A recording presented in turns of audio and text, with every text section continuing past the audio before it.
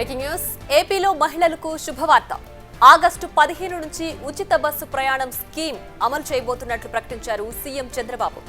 కర్నూలు జిల్లా సభలో ముఖ్యమంత్రి ఫ్రీ బస్సు అమలుపై ప్రకటన చేశారు.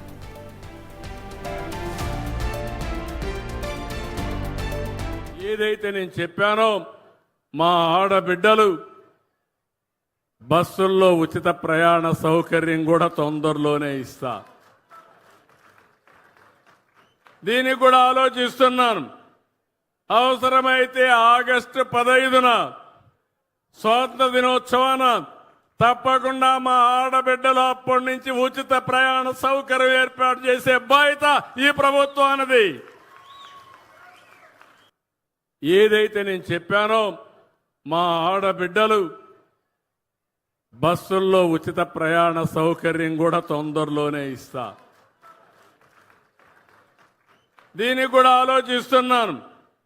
అవసరమైతే ఆగస్టు 15న స్వాతంత్ర దినోత్సవాన తప్పకుండా మా ఆడబిడ్డలు అప్పటి నుంచి ఉచిత ప్రయాణ సౌకర్యం ఏర్పాటు చేసే బాధ్యత ఈ ప్రభుత్వానిది. ఇక మరింత సమాచారం మా ప్రతినిధి శివ ఫోన్ లైన్ లో అందించడానికి సిద్ధంగా ఉన్నారు. శివ, చెప్పండి.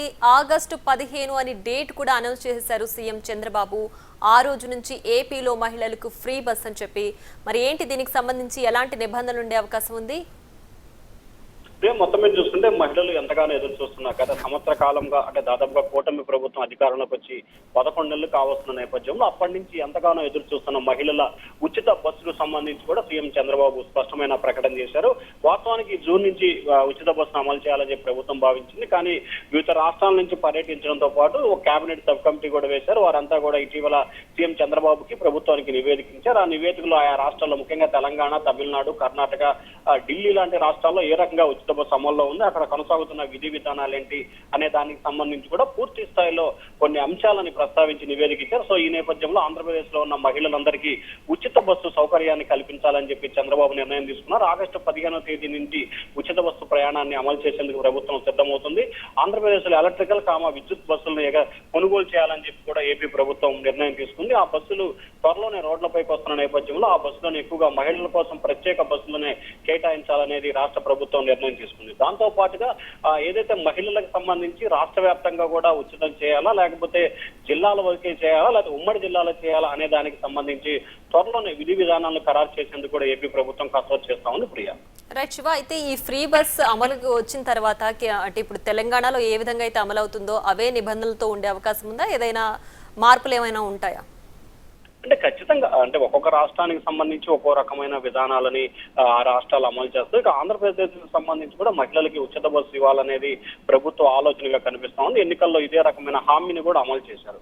సో ఈ నేపథ్యంలో ఆంధ్రప్రదేశ్ లో కూడా ఉచిత బస్సుకు సంబంధించి మిగిలిన రాష్ట్రాల్లో కొన్ని విధి విధానాలను, అక్కడున్న కలుస్తున్న సౌకర్యాలని, అక్కడ పడుతున్న ఇబ్బందులు, ప్లస్లు మైనస్లు రెండంటే లాభ నష్టాలని పూర్తి స్థాయిలో అంచనా వేస్తుంది ఏపీ ప్రభుత్వం. అయితే ఆంధ్రప్రదేశ్ కు సంబంధించి ఉచిత బస్సుని పూర్తి స్థాయిలో అమలు చేసేందుకు ప్రభుత్వం కసరత్తు చేస్తా ఉంది. అయితే అది ఎంతవరకు పరిమితి చేయాలి, ఏం చేయాలనే దానికి సంబంధించి కూడా కొంత విధి విధానాలను కసరత్తు చేయాల్సిన పరిస్థితి కనిపిస్తా ఉంది. కేబినెట్ సబ్ కమిటీ పూర్తి స్థాయిలో నివేదికను ఇంకా ప్రభుత్వానికి ఇవ్వలేదు కాబట్టి 2-3 రోజుల్లోనే దీనికి సంబంధించిన నివేదిక ప్రభుత్వానికి ఇంకొక నివేదిక ఇవ్వమని ఆదేశించారు. కాబట్టి ఆ నివేదిక కూడా ప్రభుత్వానికి వస్తుంది. ప్రభుత్వానికి వచ్చిన తర్వాత ఖచ్చితంగా అంటే ఎంతవరకు ఉచిత బస్సును అమలు చేయాలంటే ఆ జిల్లాలో ఏదైతే మహిళగా ఆధార్ కార్డు ఉన్న జిల్లా మొత్తం అమలు చేయాలా, లేకపోతే గతంలో ఉన్న ఉమ్మడి జిల్లా అమలు చేయాలా, రాష్ట్ర వ్యాప్తంగా అమలు చేయాలా అనే దానికి సంబంధించి ఏపీ ప్రభుత్వం అయితే కొన్ని రకాల అభిప్రాయాలను సేకరిస్తుంది.